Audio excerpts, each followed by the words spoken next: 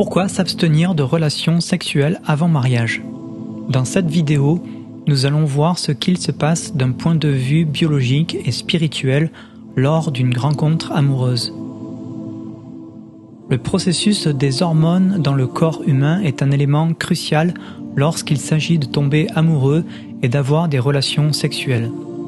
Ces hormones sont des substances chimiques produites par les glandes endocrines qui agissent comme messagers dans le corps, communiquant des signaux entre les différentes parties du système endocrinien et d'autres systèmes du corps.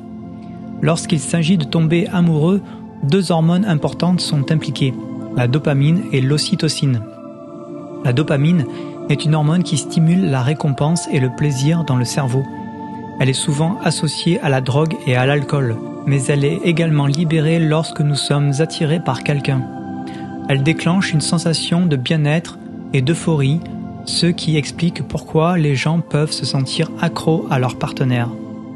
L'ocytocine, quant à elle, est souvent appelée l'hormone de l'amour. Elle est libérée lors de l'étreinte, du contact physique et de l'orgasme. L'ocytocine est souvent associée à la création de liens émotionnels et c'est pourquoi elle est également appelée l'hormone de l'attachement. Elle renforce les liens entre les partenaires et aide à maintenir une relation stable et épanouissante. Lorsque les rapports sexuels sont trop proches de la première rencontre, cela produit un cocktail explosif entre la dopamine et l'ocytocine et d'autres hormones comme l'endorphine, la sérotonine et l'adrénaline. Cela peut rendre les partenaires aveugles sur la véritable identité de la personne rencontrée. Ne dit-on pas « l'amour rend aveugle ». Cet aveuglement peut amener les partenaires à ne pas se rendre compte qu'ils sont peut-être en présence d'un être qui ne leur correspond pas vraiment. De nombreux cas de manipulation par les sentiments peuvent avoir lieu. Voilà pourquoi il y a tant de séparations et de divorces, car une fois que les hormones diminuent, ce qui est inévitable biologiquement parlant, les partenaires retrouvent la vue, si je puis dire. Que dit la Bible à ce sujet? Cantique chapitre 2 verset 7 « Ne réveillez pas l'amour avant qu'elle ne le veuille ». Réveiller correspond à « or » en hébreu, qui veut dire réveiller, exciter, attiser, susciter. Veuille correspond à shafetz en hébreu, qui veut dire prendre plaisir, désirer, faire ses délices de.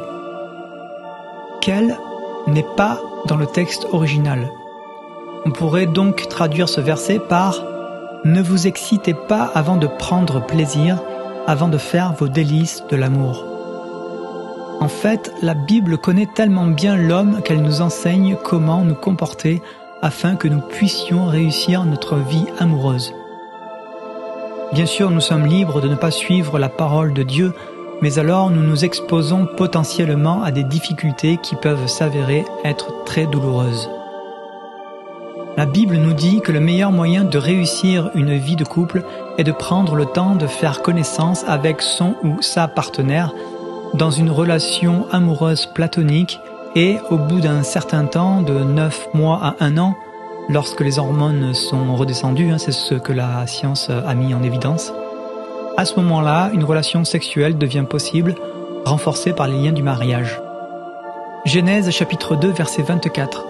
C'est pourquoi l'homme quittera son père et sa mère et s'attachera à sa femme, et ils deviendront une seule chair. Ici, on peut voir l'attachement dont la Bible parle, attachement physique créé par l'hormone de l'amour, l'ocytocine, comme on a vu.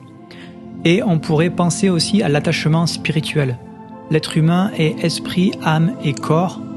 Des liens spirituels se créent lors d'une liaison amoureuse. Ce qui expliquerait pourquoi certains ont tant de mal à oublier leur ex-partenaire. Fuyez l'impudicité. Quelque autre péché qu'un homme commette, ce péché est hors du corps. Mais celui qui se livre à l'impudicité pêche contre son propre corps.